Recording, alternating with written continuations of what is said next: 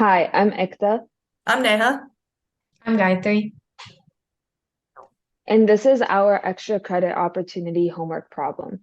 For the homework problem we made it based off of emergency resources in manufacturing.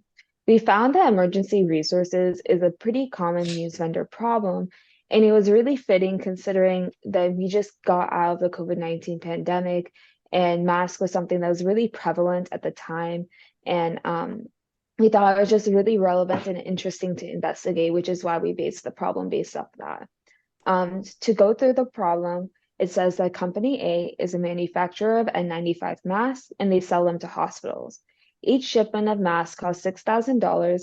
Each mask costs Company A $15 to make, which they upcharge for $20 when selling them to their clients. And if they produce too many masks, they can sell it to the general public for $10 per mask. But for each mask that they are unable to provide to a hospital, they lose the full value of each mask they couldn't sell.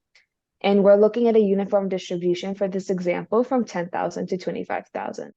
To walk through the variables in this problem, we first have $6,000, which is the fixed cost for each shipment, $15, which is the variable cost it costs to make each mask, $20, which is the price they sell the mask, then $10, which is the salvage value for each mask if they produce too many. And then finally, $20, the back order cost, the value that they lose for each mask that they are unable to provide to a hospital. Once again, we're looking at a uniform distribution for this example. For part A, we're going to look at the optimal production quantity for each shipment. So first we have to look for the threshold value upon which the demand distribution is equal to or exceeds P plus B minus CV over P plus B plus H. In this case, like I explained earlier, um, we have a price, which is $20, backorder cost, which is also $20, variable cost, which is $15, and then holding cost, which is negative 10 in this case, because salvage cost is equal to the negative of holding cost. Um, through these calculations, we find that the threshold value is 5 over 6. And we set that equal to the uniform distribution, which is y star minus 10,000 over 25,000 minus 10,000. Through some calculations, we find that y star is equal to 22,500, which is the optimal production quantity in this case. A common mistake that students could make in this problem could be that for the holding costs that they mix up the positive and negative, because if we were to frame this equation in terms of salvage cost, yes, it would be positive, but in this case, we are looking at the holding cost perspective, so it would be negative 10, since they're technically not losing money for having more mass than the demand, because they're still able to sell it for $10, although that is cheaper than what they would have sold it if it fit the demand distribution. Right. So to pick up with part B, we ask that using the optimal production quantity that students solved for in the previous part, that optimal production quantity being Y star, which is 22,500, find the expected profit for company A for a shipment, right? And the way that we do this is that we make a slight variation to the expected profit formula that we use in most news vendor problems. In most news vendor problems, that expected profit formula includes a Y value, but here we have the Y star value, obviously because we are using that optimal production quantity. The expected profit formula stays the same minus the Y star value, and it is P minus CV, so the selling price minus the variable cost, times the expected value of the minimum between the demand and the Y star value, minus variable cost plus holding cost, times the expected value of the max between Y star minus D and 0, minus backorder cost times the expected value or the max of the expected value between D minus Y star and 0, minus the fixed cost. The way that we solve this is that obviously like the P minus CV, the CV plus H, the B and the CF, we can plug and chug those values. It's very simple. But we have these expected values that we need to find, right? So the way that we do that is we break this problem down into 3 smaller parts. We find the expected value of the minimum between demand and Y star by separating it into 2 integrals. The reason we separate it into two integrals is because we have two cases. The case where the minimum is D, which is where demand is between 10,000 and Y star, which is 22,500, right? And then we have the case where the minimum is 22,500. And in that case, the demand would be between 22,500 and the max value of the uniform distribution, which is 25,000. And so that's the reason that we split into two integrals, and we use the regular PDF of the uniform distribution, which is 1 over b minus a, b being 25,000 and a being 10,000. And then we plug and chug those values to get 17,291, which is just like a part of the question that we plug into later, and to get our total expected value of profit. That second subpart of the question is finding the expected value of the max between Y star minus D and 0. And the way that we solve this is that, okay, if Y star minus D is the max, there's going to be one case similar to the question that we just solved, where there's two cases, and there's a case where 0 is the max, right? So let's look at the case where 0 is the max first. If 0 is the max, the entire integral that we would solve would just zero out. So we're just not including that in the calculation, because why do that extra work, right? So we're just looking at the integral where we have to take into account Y star minus D. And that scenario would happen when D is from 22,500, which is Y star, up till 25,000. And again, it's one of those situations where we plug and chug into the PDF of a uniform distribution, and then we solve it as 5,208.33. Now, for that third subpart for this problem, we're trying to find the max. Sorry, 1 second. It's going to not be 0 when it's 10,000 to 22,500. Right. Yeah. Yeah. It was flip-flop before. Yeah. Oh, sorry about that. Yes. So good clarification. And moving on to that third subpart, we're trying to find the expected value between the max of D minus Y star and 0. And the way that we do this is similar to how we just talked about the max between Y star minus D and 0. And we do it the same way. Here, the max would be D minus Y star if demand is between 0 and 22,500. So we still follow the same steps as discussed above, and then we get a value, which we then take up to the top of the profit formula, and then we do the multiplications between like the P minus CV and the expected values, the CV plus H, expected value of Y star minus D, et cetera, and then we get for expected profit 50,250.2. So that's how we would go about solving part D. So for part C, we're introducing this concept of initial inventory.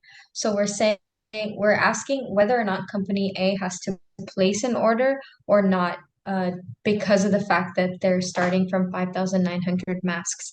So the way we do this is we find the cost of when they do have to order and the cost of when they don't have to order, and see which one is bigger. And based on that, we make our decision. So first, for this question, we are going to change the terms of cost. So far, we've been using it in terms of price, backorder cost, variable cost, and holding cost.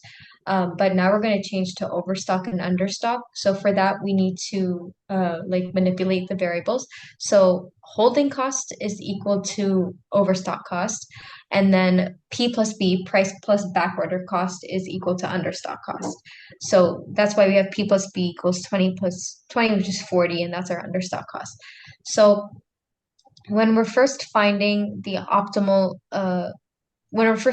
cost of when we're not ordering, the equation is the understock cost times the expected value of the maximum between D minus M and 0, plus the overstock cost of the expected value of M minus D and 0. So in this equation, there is no fixed cost or order cost because we're not placing another order.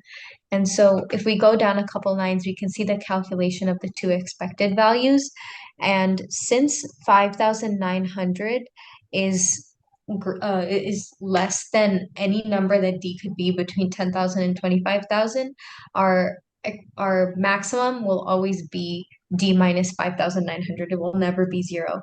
So we don't have to split the integral, and our answer is just directly the integral of 10,000 to 25,000 times d minus 5,900 times our 1 over b minus a.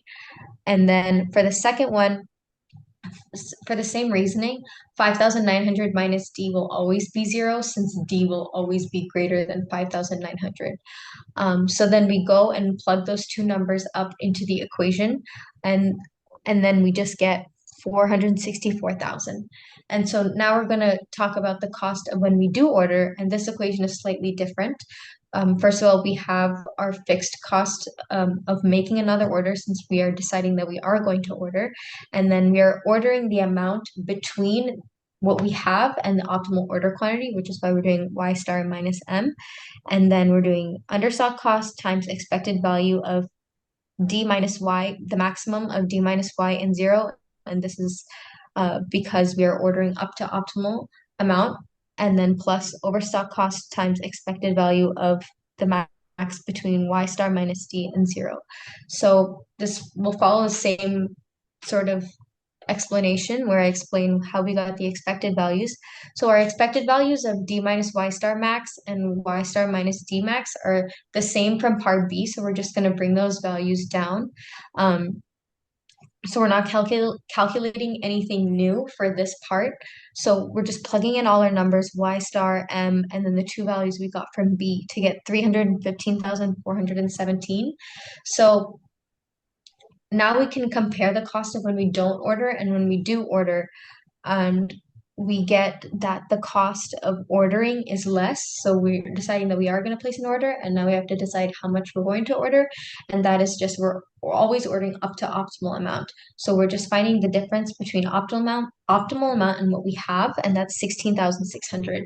So common errors that people can make is not realizing that we are changing the terms that we're using from P, B, C, V, and H to overstock and understock, and they can just like plug in like back order or holding cost into CU and CO. And the other thing is not realizing that they have to split the integral and find out when our max will be zero and when it will be D minus 5,900 or 5,900 minus D. And before I start part D, Neha, do you want to talk about the common errors that can happen in B? I don't know if we missed that. Yeah. So the common errors that can happen in part B, just real quick to jump back to that, is that basically when you're splitting the integrals, right, the splitting that we talked about, students might get confused as to what to have as the 1 over b minus a value for the PDF.